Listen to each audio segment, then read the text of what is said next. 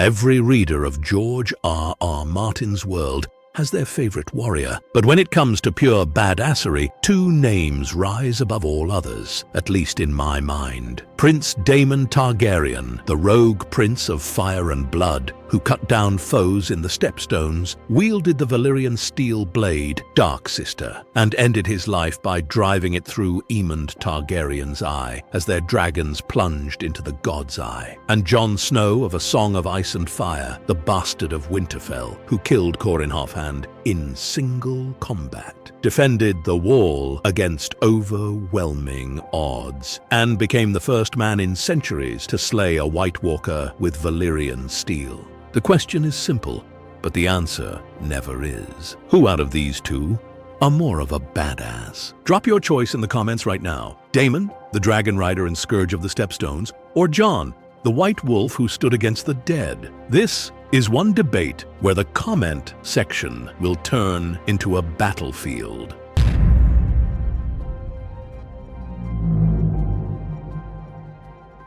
Daemon lived for war, for risk, and for glory. Born in 81 AC, the younger brother of King Viserys I, Daemon was handsome, dangerous, and utterly unpredictable. He was knighted young and wasted no time proving himself a warrior. With his Valyrian steel blade, Dark Sister, he became one of the deadliest men in Westeros. When he took command of the City Watch, he transformed them from a ragtag force into a brutal machine. He armed them, armored them, and gave them the infamous gold cloaks that marked their identity for centuries. But Daemon was not just a commander, he was a prince of action. He flew Caraxes, the bloodworm, a fearsome dragon with a roar that echoed across battlefields. Daemon's badassery wasn't just talk. In the Stepstones, he led the war against the Triarchy, a powerful alliance of associate city-states. For years, he fought a guerrilla war, striking from the skies, cutting down pirates, and earning himself the title King of the Narrow Sea. And when he finally bent the knee to his brother, he did it with flair, presenting his crown to King Viserys in the throne room. It wasn't submission, it was theater. But Daemon's greatest and most legendary moment came during the Dance of the Dragons. In 130 AC, after years of bloody conflict, he faced his nephew Aemond Targaryen, rider of Vhagar, the largest dragon alive. Everyone knew Vhagar outmatched Caraxes. Everyone knew Aemond was a killer, but Daemon didn't flinch.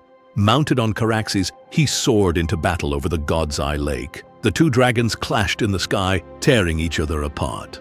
And at the height of the battle, Daemon leapt from his saddle, driving Dark Sister into Aemond's blind eye. Before they plummeted into the waters below, it was the ultimate blaze of glory. Reckless, heroic, badass to the last heartbeat.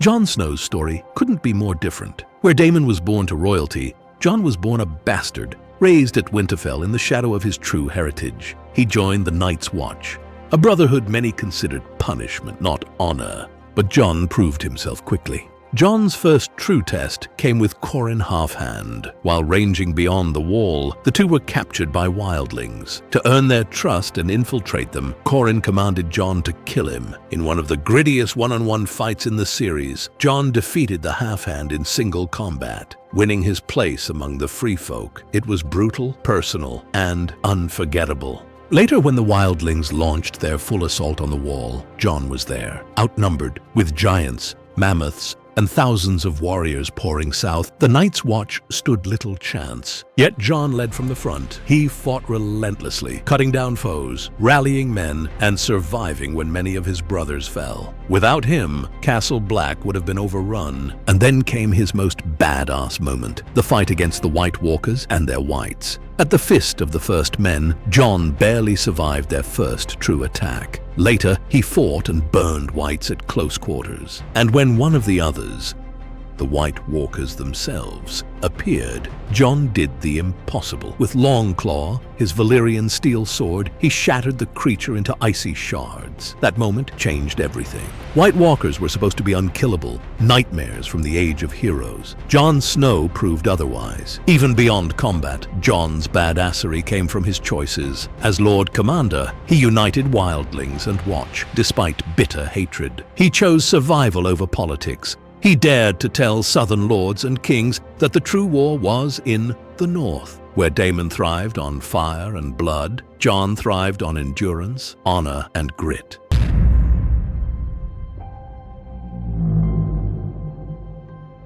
But how do we really measure who was more badass? Let's take a closer look. Daemon had every advantage of birth. He wielded a Valyrian steel blade and rode Caraxes, a monstrous dragon feared across the seas. He fought pirates, knights, and dragon riders, and he did so with a style that demanded attention. Daemon's badassery was larger than life. Everything he did was meant to be remembered. Jon Snow's path was harder. He had no dragon, no crown, no birthright. All he had was Longclaw, his courage, and his sheer will to keep standing when the world tried to knock him down. Unlike Daemon, Jon didn't just face men. He faced creatures of nightmare. Giants, wights, and even the White Walkers themselves fell before him. If Daemon's story was one of fire and spectacle, Jon's was one of grit and survival. And when it comes to legacy, the two couldn't be more different. Daemon died in fire, going out in the most legendary dragon duel ever recorded. His name tied forever to that one incredible act of defiance. Jon lived on, scarred but unbroken, remembered as the man who proved humanity could fight back against the darkness itself.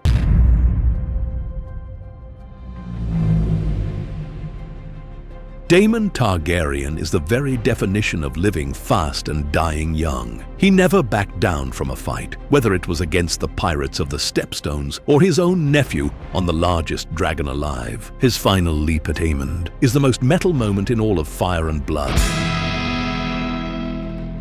If being badass means fearless and unforgettable, Daemon takes the crown.